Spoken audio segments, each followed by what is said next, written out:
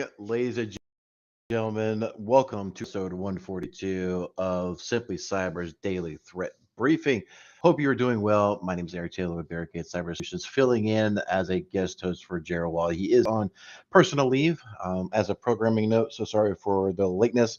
Had a little bit of technical issues, had some other things going on, but nevertheless, we are here to advise you on the latest cybersecurity news, so that way you are still informed in the day. So we will give everybody a moment to kind of pile in here, and we will get started. Hope everybody's doing well. Morning, Stella. Morning, Brian. Hope, even though it's 9:30 here on the East Coast, still drinking that coffee, right? Morning, Wesley.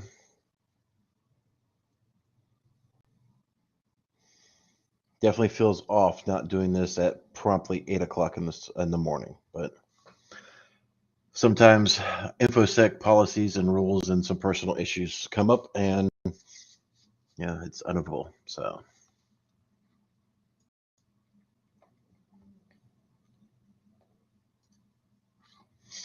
let me do one quick check here, because I do know there was some problems going on.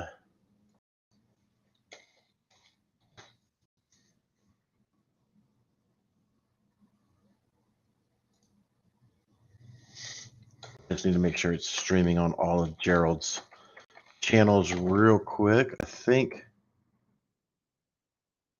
Now, Stella, you are actually live now. We are running late, just so you know.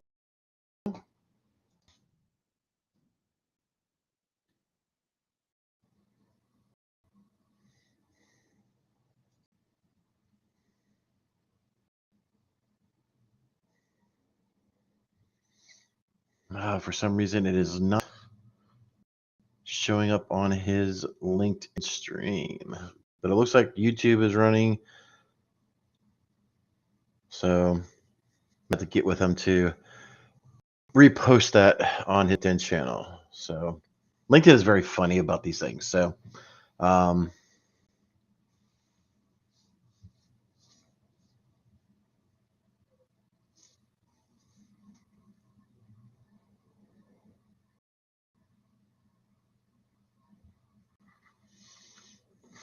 Usha, you know what? You raise a really good question. I think I totally messed.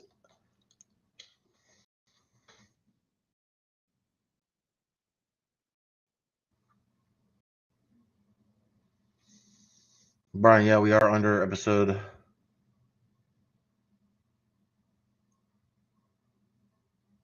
142. Yay, more technical issues. That is so weird. All right, well, we'll have to fix it in post. So the title will say June 30th. Apparently, that we use will delete anything that is too old to not live stream. It was literally the first one up. I don't know. I will get with Jerry later today and try to get that thing solved. So, but yeah, we will play Hi from the Future. Oh my goodness, this is a day for the record books, ladies and gentlemen. This is crazy. All right, but anyway, get started. We will get started and start doing this. Hope everybody's well. But we'll get everything buttoned up in post production. So, and we'll create another link for the June 30th episode and rename this one, and we'll get it all sorted out. So, but thanks Usha set 412 for actually pointing that one out. So otherwise I would have not have noticed, and tomorrow would have been a very big disaster. So major help to you, major thanks to you for that help. So anyway, we're for almost 5 minutes into it, and we are running behind as always. So let's get this thing started, ladies and gentlemen. From the CISO series, it's Cybersecurity Headlines. Wednesday, June 29th, 2022. Stolen PII and deepfakes used to apply for tech jobs. The FBI issued a warning that cybercriminals are using Americans' stolen PII and deepfakes to apply for remote work positions. Fraudsters are targeting work-from-home IT jobs and using deepfake videos during the interview process. However, the FBI noted, quote, "In these interviews, the actions and lip movement of the person seen interviewed on camera do not completely coordinate with the audio of the person speaking. At times, actions such as sneezing and other auditory actions are not aligned with what is presented visually," end quote. This one's actually interesting. So I think it was Darknet Diaries that actually had, or maybe it was a Ransomware Files podcast. One of them was actually talking about this not too long ago, where there was some people from either Korea or China actually using some deep fakes to actually get sectors. It was Korea. It was South Korea actually that was doing this because of their tactics and stuff that they use. So yeah, it's definitely an interesting one. So you got to definitely be on the lookout for this one. They are, trying to get jobs in the tech sector, especially in info security, things of that nature, because and the MSP space, because once you get the keys to the kingdom, you got literally access to potentially thousands and thousands of clients, right? So it's definitely a real big problem. It's something to keep an eye on. Now that I'm talking about this, there was another thing out actually about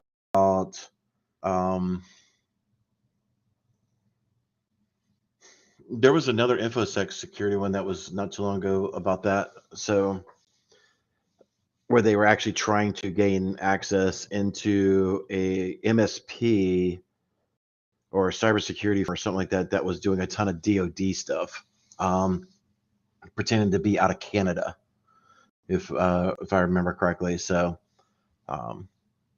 like the whole being able to use AI for deep fakes, there's servers that you can literally rent by the hour and create a complete persona to mimic look and feel just like that person is actually on web camera. And it will sound just like them. So they take literally a quantum computer that you'll lease, and they'll go through and do a bunch of audio snippets. It's got to be clean audio. It's not like you can do it from, like you're in a conference or whatever and start doing it. It's got to be like clean audio like this, podcast or something of that nature, or a speaking engagement, but it's got to be that one person talking, pretty clear audio, and they can build out an entire persona of you on a deep fake AI, and pretty much make it look and feel just like you. So it's really, really, really interesting. It's something I find fascinating and scary all at the same time.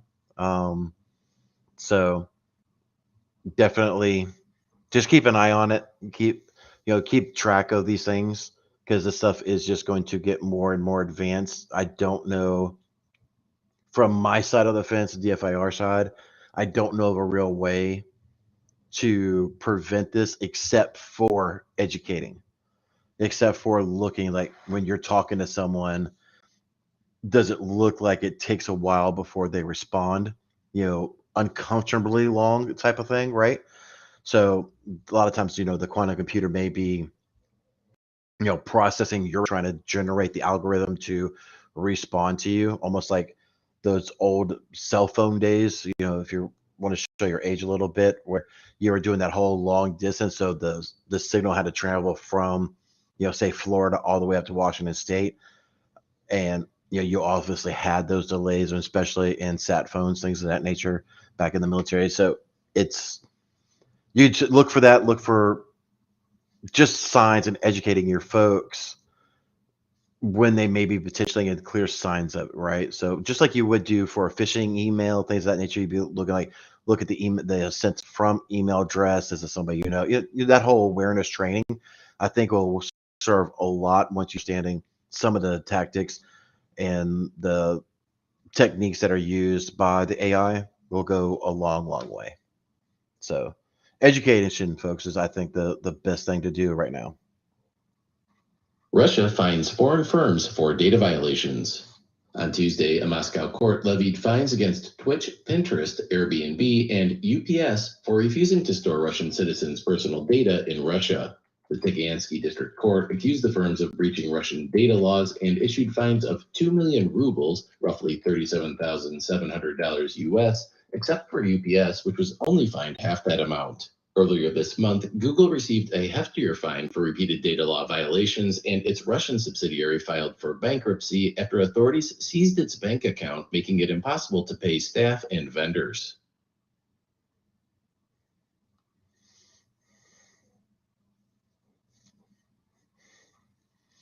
This is interesting, right? So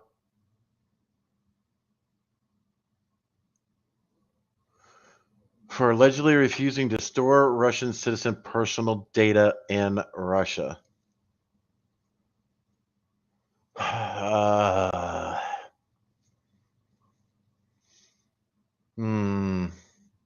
So Moscow, Russia, is essentially saying either you store all the data that's being housed on your servers by anybody inside of our sovereign country and our sovereign borders, or we're going to fine you.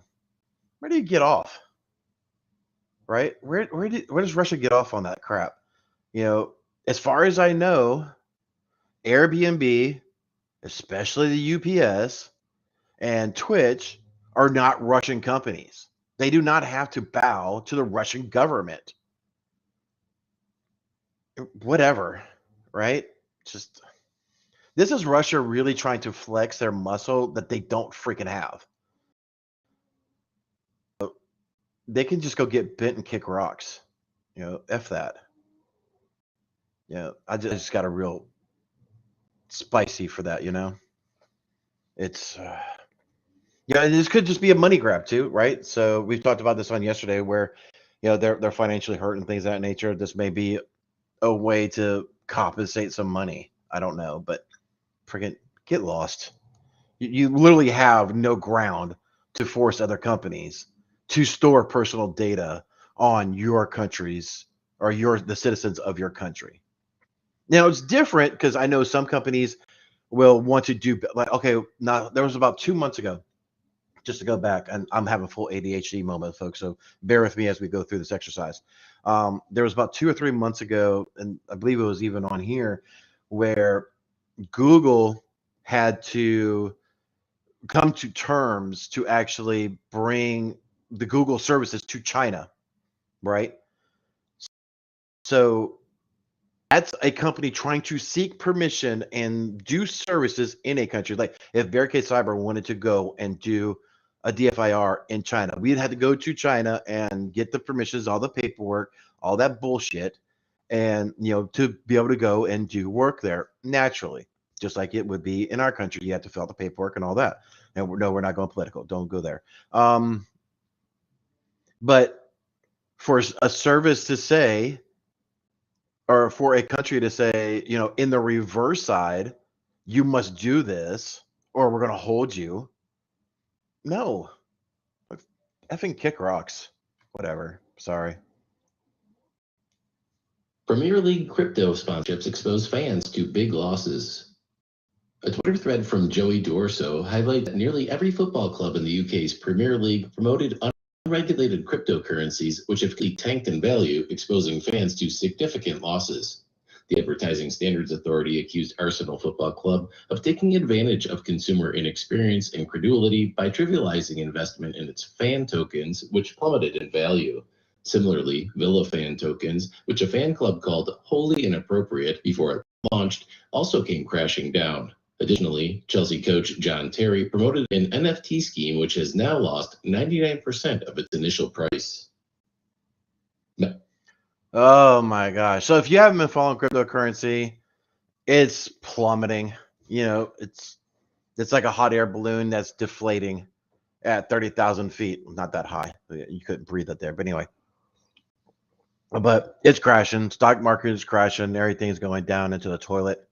So, yeah, I mean, I do know I'm I'm not a big sports person by any means, so but I do remember because I'm like one of those typical folks that watch the Super Bowl and stuff like that just for whatever, sometimes for the ads and whatever. But I do remember seeing either the lead up to the Super Bowl or in the Super Bowl, there was a NFT just for, or not a cryptocurrency, maybe it was an NFT, but for the NFL.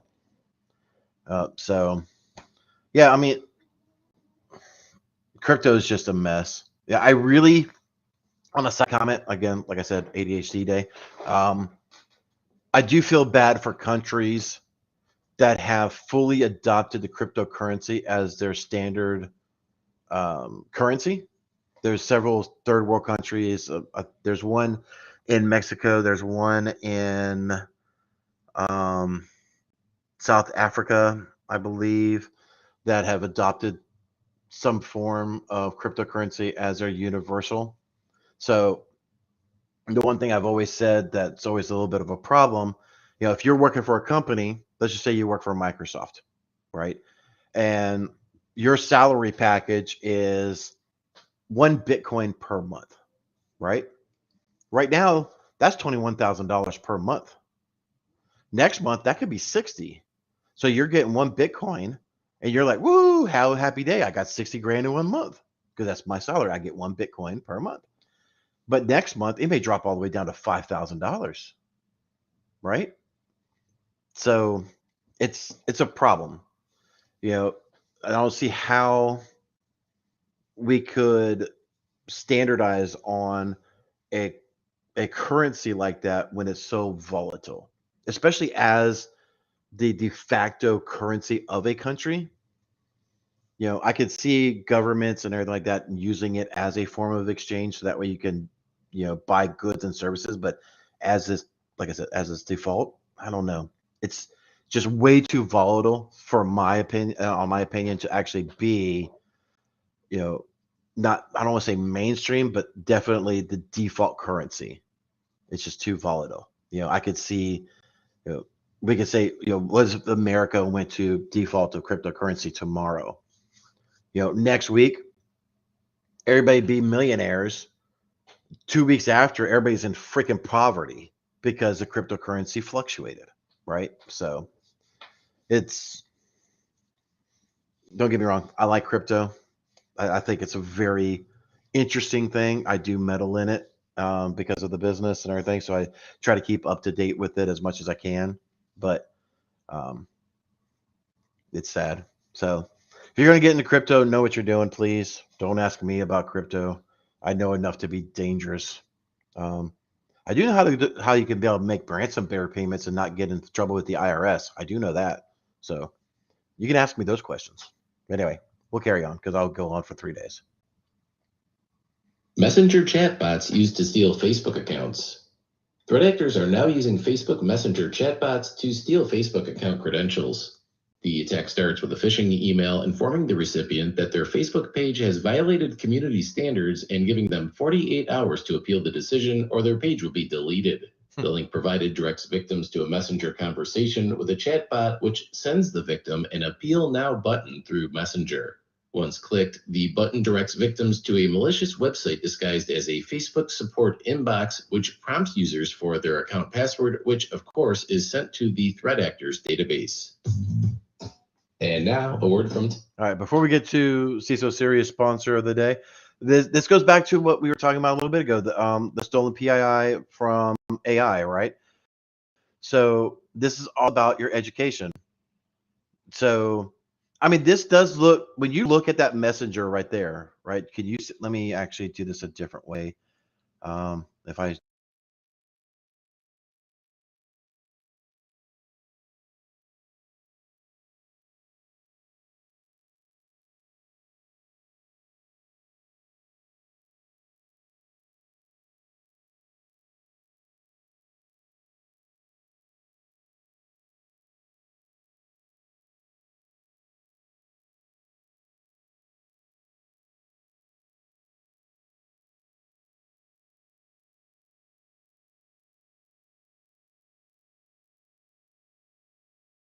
looking at stuff and being able to educate your end users on things that just don't look right.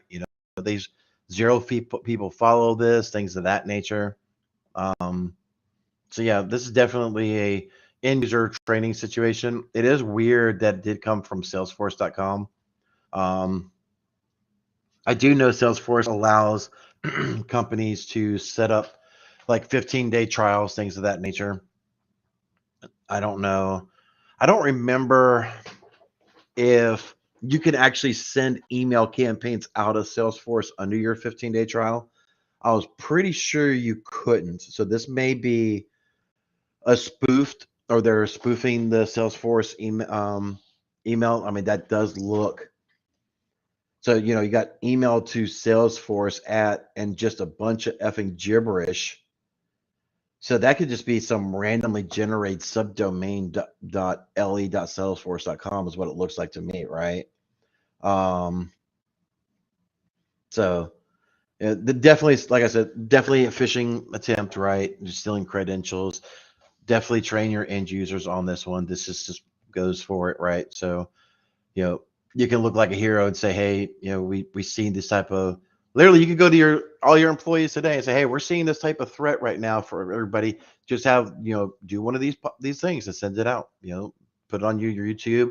You can even make it private or unlisted, send it out to all your employees today. Look, this is how you spot this stuff and be a hero for the week, because this world right now, here we go, more ADHD moments. This thing's going to get long, y'all. Sorry.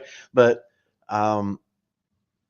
especially when we are still living in a world of hybrid, where companies are both remote and in person in the office, a lot of people are still doing BYOD, bring your own device.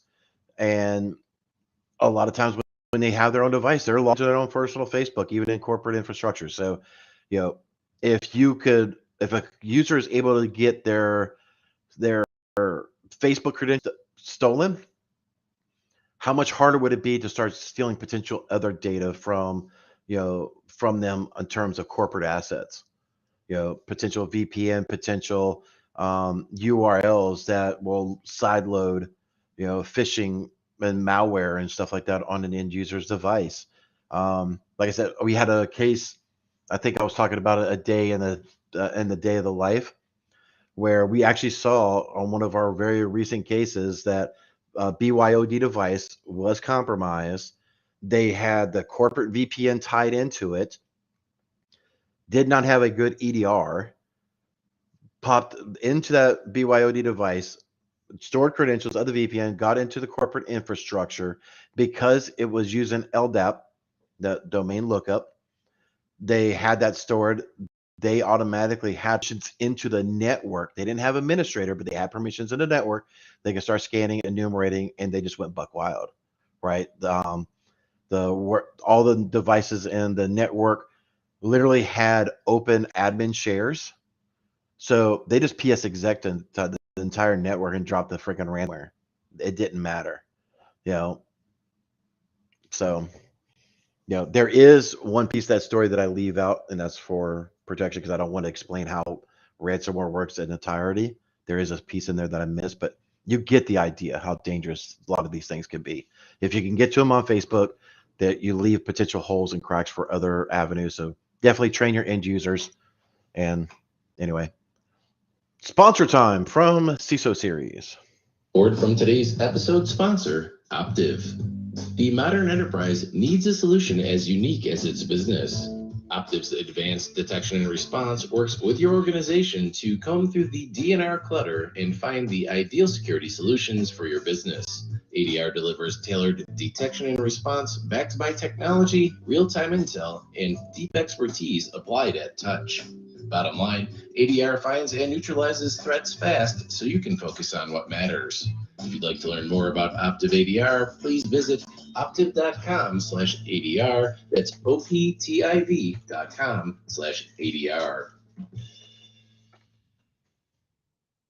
On the side note, so Jerry is actually, we have a private thing or whatever, right?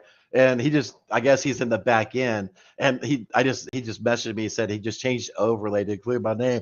Whoop whoop, dude! I feel very, very special, very privileged. I got my own banner. This is crazy. So thank you, sir, for doing that. Very honored and humbled. But anyway, let's get back to this, ladies and gentlemen. Hackers claim they hacked AMD using their weak passwords. The Ransom House cyber gang claims it leaked part of 450 gigabytes of data from global chipmaker AMD by merely guessing employee passwords. The leaked data confirms that the gang indeed accessed well-known terrible passwords such as 123456 and Welcome 1. Ransom House wrote on its website, quote, "It's a shame those are real passwords used by AMD employees, but it's a bigger shame to AMD security department, which gets significant financing according to the documents we got our hands on. All thanks to these passwords," end quote. Son of a biscuit.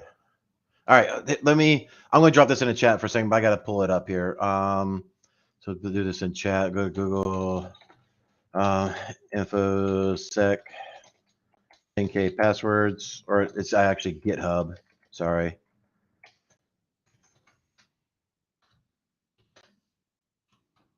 So this guy, yep, SecList. I couldn't remember exactly who it was.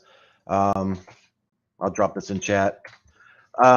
This is definitely a list you want to keep bookmarked, because we do a lot of pen testing, and I'm going to tell you, insider secret, we use these password lists. If we see a VPN, we see credentials, we'll go to LinkedIn, we'll start enumerating what the email addresses are, and we'll take the 10K list, we'll take the 100K list, and we'll start brute forcing, it's not brute forcing, password spraying. Sorry, brute forcing is when you don't know username and password, you use different combinations, but this will be a password spraying because we know who the email addresses are. But anyway, so we will password spray off of that 10K, 100K list, and those things have 1, 2, 3, 4, 5, 6. In fact, oh yeah, look, number 2. Let me actually zoom this in. Number 2, 1, 2, 3, 4, 5, 6. Right? They said Welcome 1, right?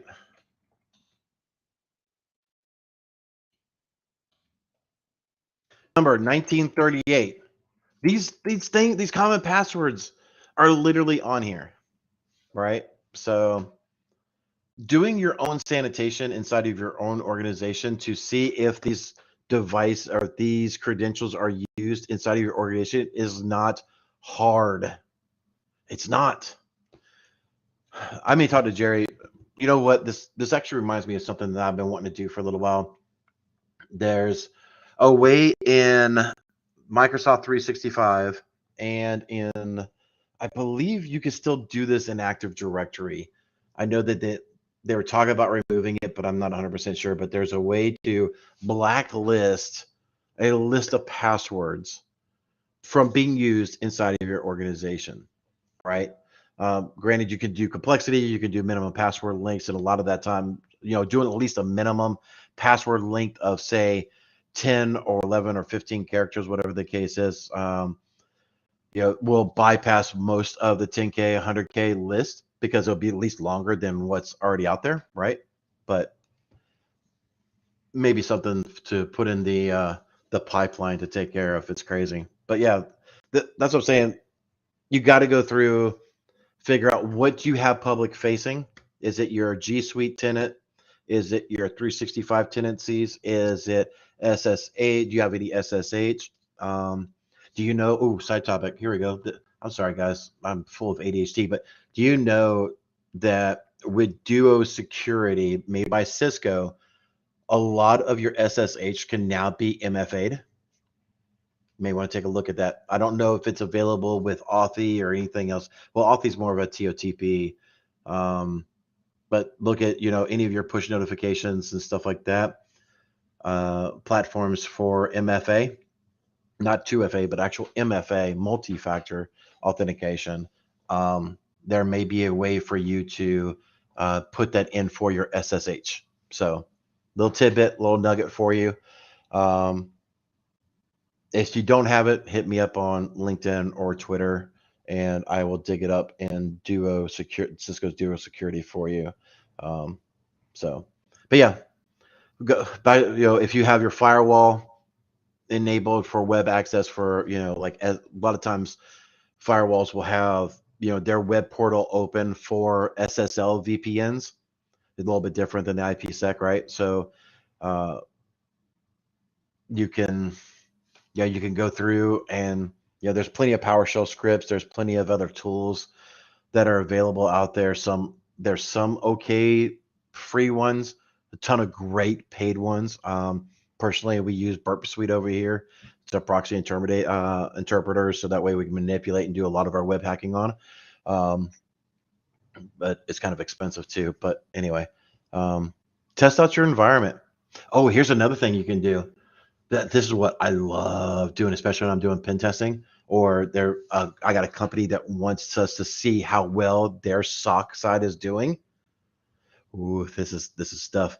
So you have the owner agree, do their buy-in, and I will do a 10K password spray on the services and see how long it takes them. But see, I won't dump them all into a Python script or something like that, because it would just hammer it, right? It would just go one, boom, boom, boom, boom, boom, boom, rapid succession, looking like a brute force attempt. And a lot of times that will set off SOC analysts. But if you spread it out, say one login per minute, one login per every 2 minutes, yes, it's going to take you longer, but a true SOC, a true cybersecurity firm is going to look at not only the last 5 failed login attempts under 5 minutes, which spreading it out puts it outside of that buffer where most companies stop, but most companies don't look at holistic over the last 30 or 60 minutes. Just saying, this is what we do all the time.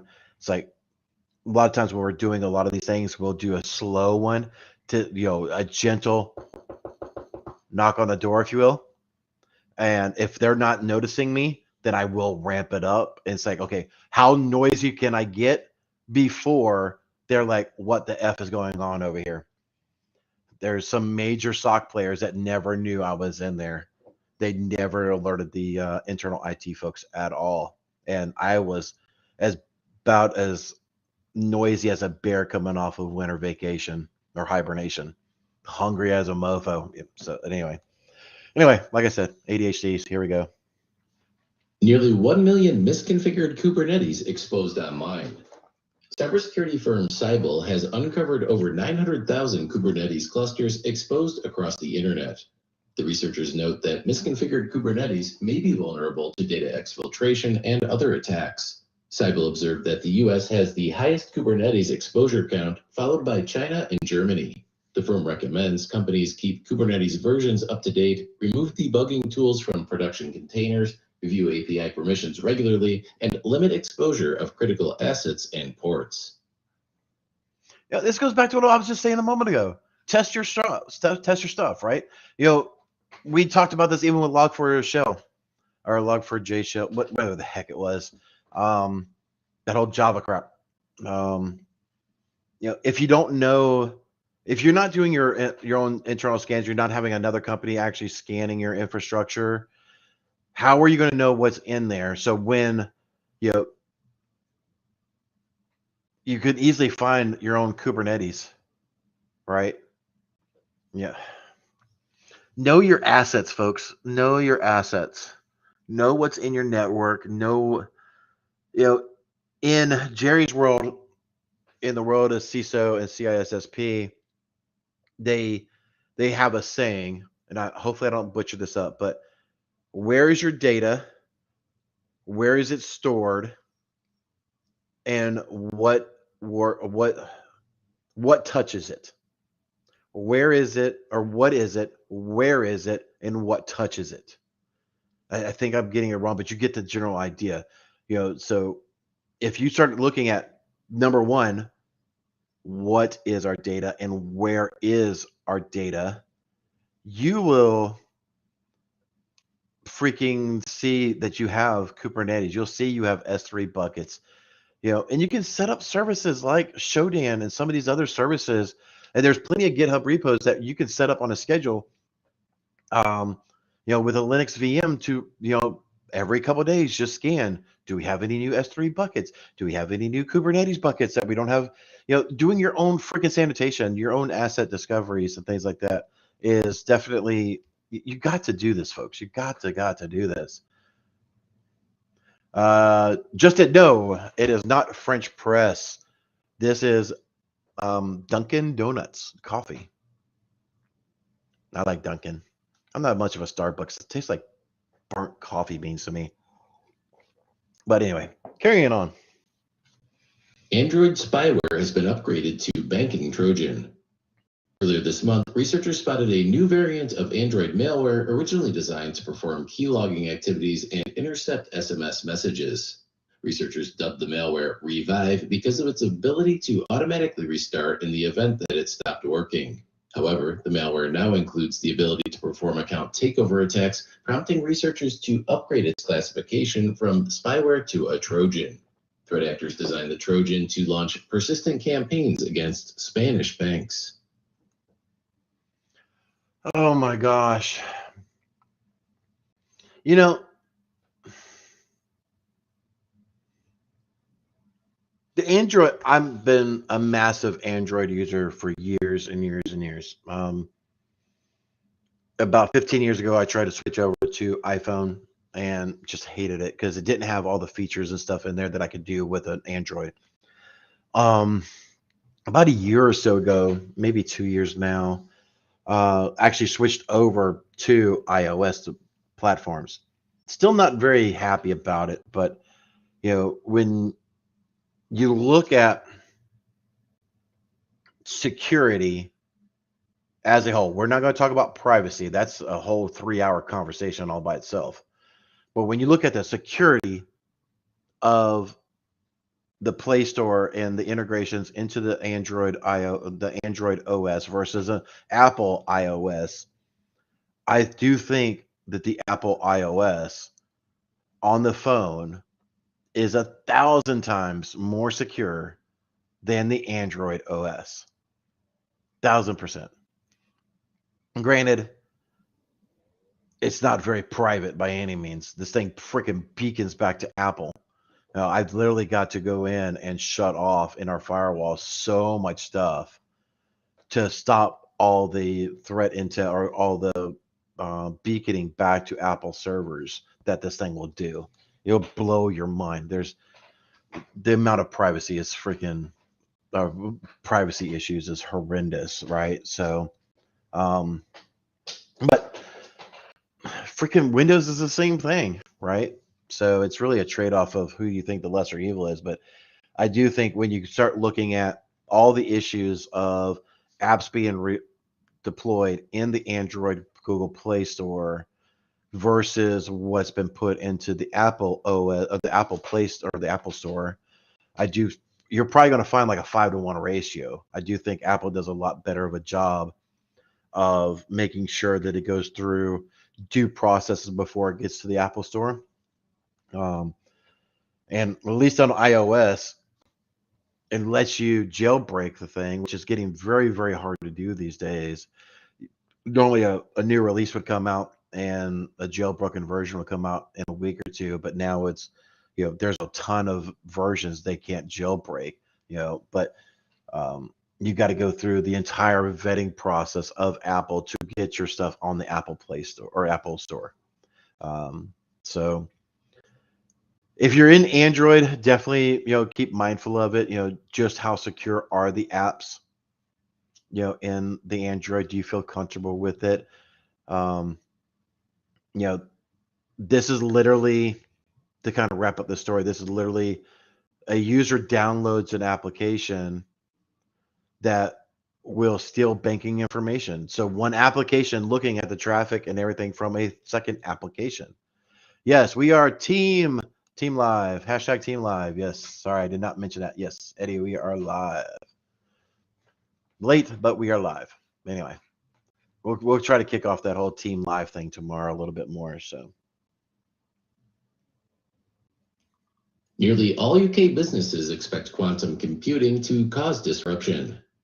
A new report from EY revealed that 97% of UK business leaders expect quantum computing to disrupt their sectors to a high or moderate extent.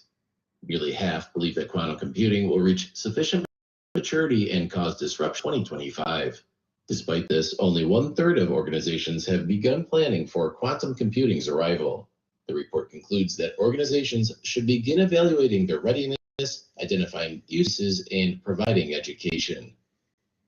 And that does it for today's And that does it for the CISO series, guys. But this, this goes back to the first story again. With deep fakes and them using quantum computing to go in.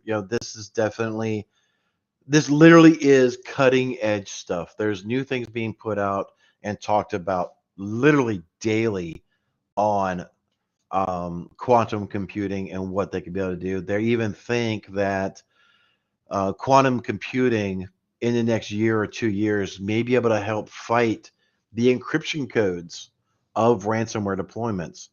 I don't know, maybe. Maybe that's why Lockbit 3.0 from yesterday's podcast is offering a bug bounty program to secure theirs so they can't be decrypted by quantum computing. I don't know. So it's interesting. Definitely keep an eye on your quantum computing topics. I do think there's potential where it could, really revolutionize maybe the manufacturing industry to some degree. Maybe, I don't know. I do think definitely quantum computing will make leaps and bounds in potential healthcare research. Where they're just crunching tons of data, like say for some sort of vaccine, the AIDS vaccine, if you will. While it's still, I could be completely wrong, so let me just start this with an asterisk. But I think AIDS, from last time I remember, it used to be a death sentence, but with science and research and everything, it's not that way anymore, right? So we see evidence of that from, oh God, what's that basketball player's name? I was about to say Michael Jordan, but I know that's wrong.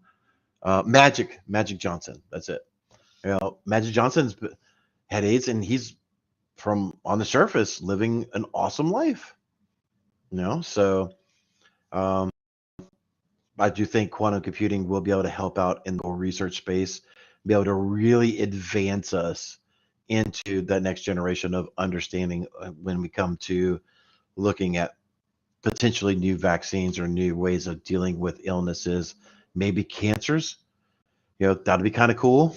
A lot of child cancers and stuff like that in this world. I think quantum computing could really be a massive asset for that. So I'm really interested to see what quantum computing could do, at least in that front. And I'm sure, with every good thing, yes, it could be used for an evil and malicious thing. But right now, I'm keeping an eye on both sides.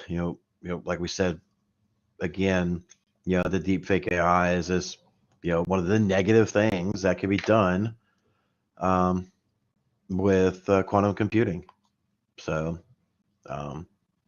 let's play this thing out, where let's say you're a leader of a country and you were taken out by your adversary, but you need your people to still fight and think that, your leader is still present and, around. You may use quantum computing to create a deep fake of your leader and, be like, go fight, go fight, go fight, go fight, So anyway, that does it for today's episode, ladies and gentlemen. I hope you have enjoyed my constant ramblings today, and we will bid you adieu again. So sorry for the lateness. Thanks for bringing up that we have some editing to do on the title because I goofed that up. It's been a crazy day, So again, thank you for joining in. Please share this with somebody you think will find this interesting and be able to benefit from today's podcast. We do have one more episode tomorrow with a guest host. Will it be me? Will it be somebody else? Tomorrow should be a lot better. We should be able to start on at 8 o'clock promptly and get everything going. Until then, take care of everybody, and we'll see y'all next time.